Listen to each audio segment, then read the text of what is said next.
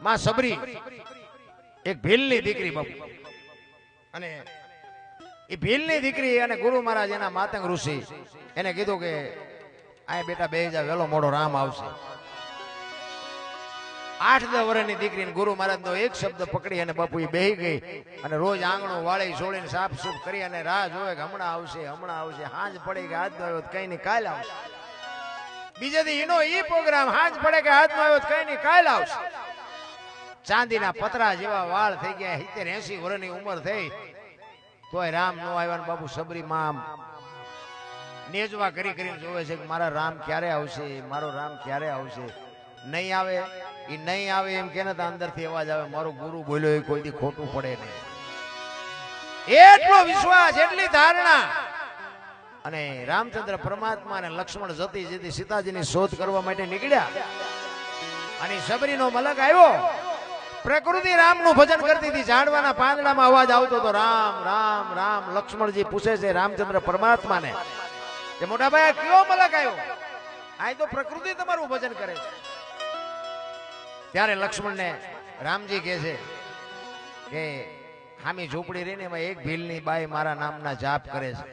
અને સંતો કહે છે એક જગ્યાએ 2.5-3 કરોડ નામના જાપ થાય ને એટલે દિવાલોમાંથી અવાજ આવે, ધરતીમાંથી અવાજ આવે, પ્રકૃતિ બાપુ બદલી જાય.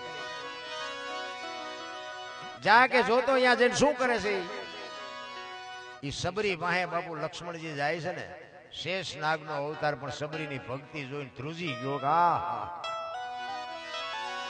આ ડોશીએ મારા ભાઈના નામ ઉપર આખી જિંદગી ઓળ ઘોળ કરી નાખી.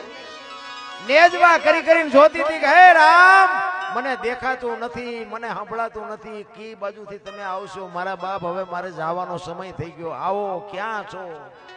અને રોતી રોતી ગાતી હતી ઠાકર મને તું મેલ માઠેલી,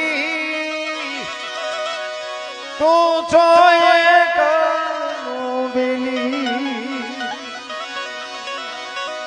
અમે તારા અંગ કેવાઈ,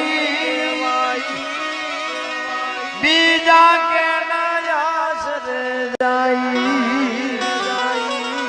અમે તો તારું અંગ છે કે એક માણસ હોય એને એકાદી આંખ નો હોય, એકાદો હાથ નો હોય, એકાદો પગ નો હોય તો માણસ કેવો લાગે?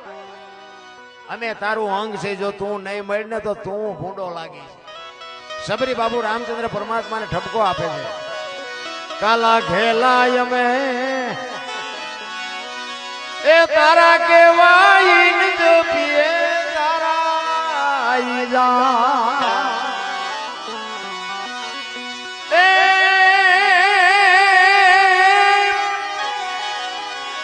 તારી હારે મારે જૂનો નાતો. આપણે બધા છે પણ આપણે ભૂલી ગયા. આ નાતો છે એટલે અહીં બેઠા છો, કે હું રૂપાળો છું મને સાંભળવા બેઠા એવું નથી. એના હારે નાતો છે એટલે બેઠા છો. સબરી ઈ યાદ કરાવે તારી હારે મારે જૂનો નાતો, હવે બીજે ક્યાં જાઉં બાપ? ઠાકર મને મેલ માઠેલી, તું છો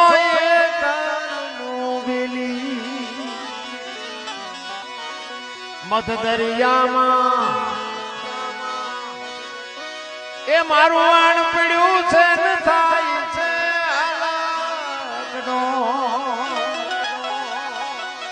સંસારના સાગરમાં આપણા બધાના હોડા હેલા જાય છે.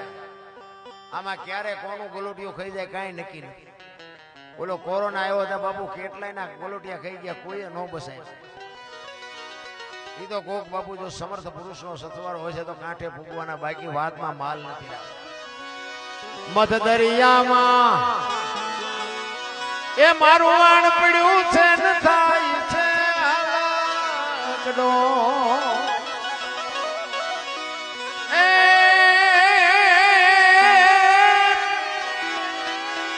અમારા વાણ નો ખારવો બની તું એ ઉતારજે ભાવ પાર. ઠાકર મને મેલ માઠેલી,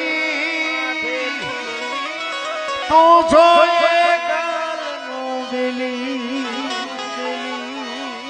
છેલ્લી ઘડીમાં સબરી કહે છે પેલા છે ને આપણે વાણિયા ધિરાણ કરતા વેપારી હોય ને વરહ સુધી ધિરાણ કરે અને દિવાળી આપણે એનો વહીવટ કરી દેવો પડે અને એ વહીવટ પતે નહીં તો બીજો વાણિયો આપણને ધીરે નહીં એ દાખલો આપે સબરી ભગવાન અમે તારા છે એ આડતિયાને શેઠ તું છો સાવકાર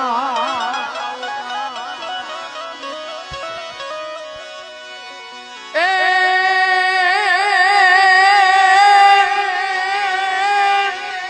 તારું લેણું છે ત્યાં લગી બીજો ધીર છે નહીં તો અલવાર ઠાકર મને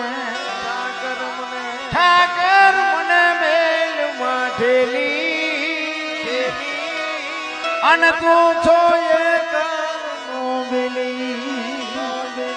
આટલી વાત સાંભળીને લક્ષ્મણે હડી ઘાટી મોટાભાઈ દોડો નકો ઓલી ડોશી હમણાં મરી જાય અખિલ બ્રહ્માંડ નો માલિક આવે ને પાણી લેવાનું ભૂલી ગઈ એની આંખના હુંડાથી રામના પગ ધોઈ નાખ્યા એટલી રાજી થઈ કે નહીં શું આપણે વાત કરી